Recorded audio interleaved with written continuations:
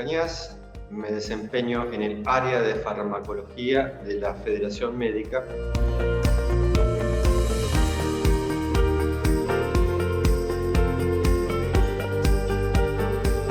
Estamos empezando a transitar la segunda ola de COVID. Hay quienes dicen que es la tercera después del pico que sufrimos en enero, después de las festividades y el aumento de casos. Y sobre todo en las últimas semanas se ha producido un aumento preocupante de los casos, lo que ha llevado a las autoridades nacionales a tomar nuevas medidas que son de público conocimiento y que se tomaron en estos últimos días. Entre esas medidas está la protección, básicamente, de las nuevas cepas provenientes de otros países y el aumento de casos en otros países. Sobre todo la cepa brasileña, que está causando también un periodo de casos muy graves en Brasil, por lo cual se ha procedido al cierre de las fronteras de México, Chile y Brasil. En Chile también había un aumento muy grande de casos, lo mismo que en otros países de la región.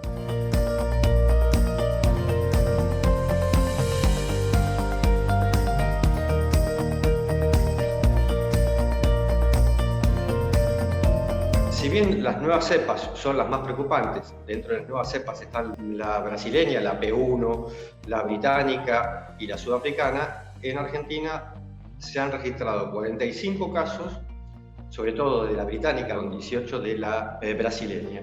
Estos casos todavía no hay circulación comunitaria de acuerdo a las autoridades nacionales, pero no hay margen para permitir la circulación de estas variantes. Estas variantes que son la amenaza principal, principalmente por la contagiosidad que tienen, es decir, en un 70% se habla de la británica, también 2 a 3 veces más de la cepa brasileña, pero también por un aumento de los casos de mortalidad con ambas cepas y también con la sudafricana. Es paradigmático el caso de Chile, que con casi un 50% de la población vacunada está teniendo también un brote significativo de casos de COVID. Se han dado varias explicaciones, entre ellas el exceso de confianza en la vacunación y también en parte por la eficacia menor en relación a las otras vacunas disponibles de la vacuna china que se está aplicando en la Sinovac en Chile, que no disminuiría tanto los contagios como sí disminuye la enfermedad grave, la hospitalización y la mortalidad por coronavirus, que en definitiva es de lo que estamos hablando. Es decir, todas estas campañas de vacunación lo que pretenden en este momento, donde hay una gran escasez de vacunas, es disminuir los casos graves, disminuir la hospitalización y disminuir la mortalidad por el coronavirus. Ese es el concepto fundamental que queremos trasladar de los profesionales de salud y desde la Federación Médica.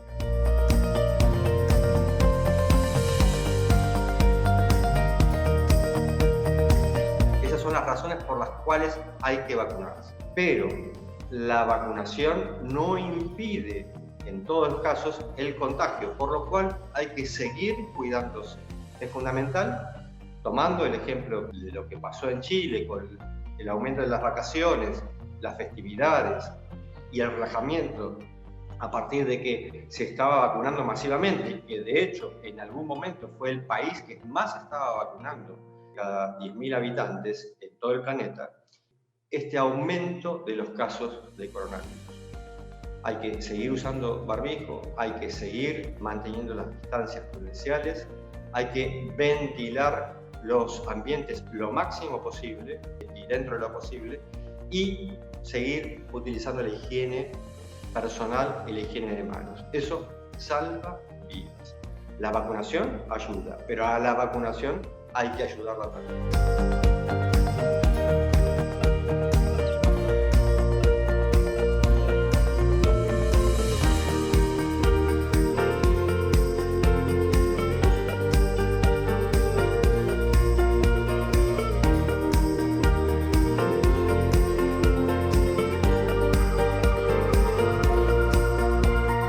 Todos estos casos, todas estas amenazas que mencionábamos recién, por los cuales en Argentina se ha tomado esta medida de cerrar las fronteras a estos países donde están aumentando los casos abruptamente, se acompaña con la llegada de más vacunas. Argentina está en el punto medio de Sudamérica, con un 8% más o menos de población vacunada, que es el promedio de Sudamérica, que está entre Chile, que tiene el 50%, Brasil, que tiene el 8,15%, Uruguay, que tiene el 14% de la población vacunada. Los demás países vienen por debajo de ese porcentaje de población vacunada.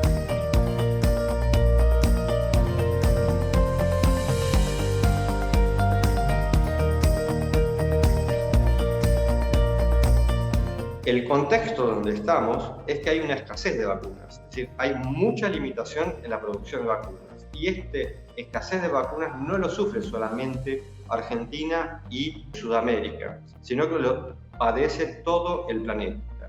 El caso paradigmático es Canadá, que había comprado vacunas para 7 veces más la población actual que tiene Canadá. Canadá no tiene vacunas, entonces, de hecho, ahora Estados Unidos está donando vacunas de AstraZeneca para Canadá para suplir esa escasez. En este marco de escasez se han planteado varias estrategias. Una de ellas es la que optó las autoridades sanitarias de nuestro país, que es prolongar el espacio entre la primera y la segunda dosis. Este lapso, en Argentina se definió como 12 semanas, es el lapso que están utilizando otros países. ¿Qué es lo que se privilegia? Es vacunar a la mayor cantidad de población posible, sobre todo la población de riesgo, para esperar el aumento de la producción y el aumento de abastecimiento de vacunas en un lapso que se ha visto que la primera dosis tiene bastante eficacia, sobre todo para esto que hablábamos al principio, para disminuir las enfermedades graves, para disminuir la hospitalización y la muerte.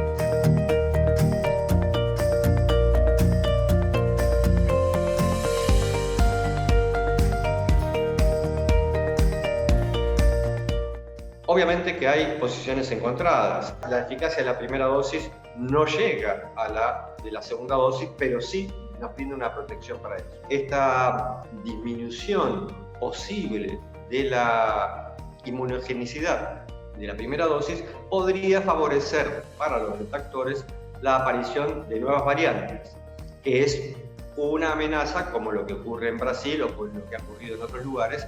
Cuando el virus circula libremente, aparecen mutaciones que son normales en los virus y alguna se destaca. Normalmente eso o acaba con el virus o en algún punto lo fortalece y hace que pueda eludir las llaves que tienen las vacunas para inactivarlo.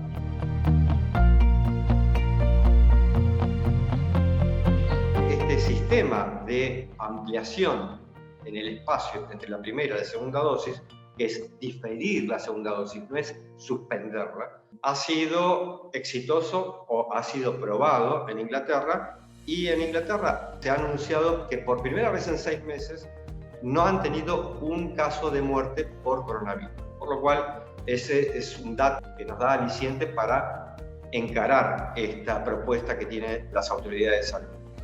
Esto se hace a sabiendas de que apartarse de los protocolos conlleva ciertos riesgos, digamos. Los protocolos dicen que hay que aplicar las dosis, depende qué vacuna, entre 21, 28 días o 4 semanas.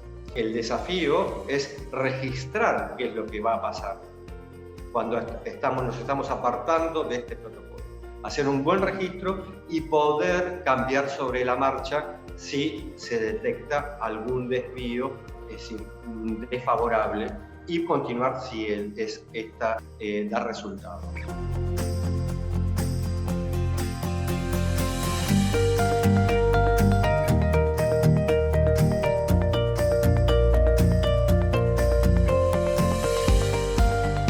Tenemos que tratar de evitar comparar las vacunas individuales unas con otras, por varios aspectos.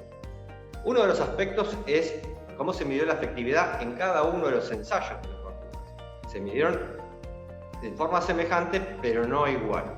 Entonces, cuando hablamos que una vacuna tiene el 95% de eficacia, que lo que miden los ensayos es eficacia, la efectividad la vemos cuando la aplicamos a la población, estamos hablando que a nivel individual, que una persona que se vacunó tiene un 95% de probabilidades menos de infectarse si entra en contacto que una persona que no se vacunó. Pero también lo que tenemos que tener en cuenta es el periodo en el cual se evaluaron las vacunas y qué cepas había en ese periodo, ¿no? Las vacunas de Pfizer, de BioNTech, se empezó a ensayar desde comienzos de abril y todas las demás vinieron de comienzos de abril en fase 1, fase 2, y todas las demás vinieron, aunque se aprobaron en agosto algunas, la china, la rusa, se empezaron a ensayar en septiembre, y por ejemplo de Johnson & Johnson, que se empezó a ensayar a fines de septiembre, octubre, noviembre, diciembre, en países como Brasil y Sudáfrica, donde ya estaba la cepa sudafricana. Es por eso que tenemos datos de la eficacia de la vacuna de Johnson & Johnson sobre la cepa sudafricana. Entonces, cuando hablamos de efectividad, no es que no me voy a contagiar al virus, porque las vacunas en esta instancia, sobre todo, vuelvo a insistir, ante la escasez de vacunas para garantizar la vacunación del 65-70% de la población, que es lo que nos va a dar la limitación de la circulación, el objetivo primordial ahora es evitar las formas graves, la hospitalización y la muerte por COVID. Por eso, la recomendación es vacunarse. Pero vacunarse, recordemos el ejemplo de Chile, no implica relajarse en cuanto a las medidas que ya conocemos. No exponerse a multitudes, mantener el distanciamiento social, usar barbijo, toser en los codos y la higiene de manos, que es fundamental.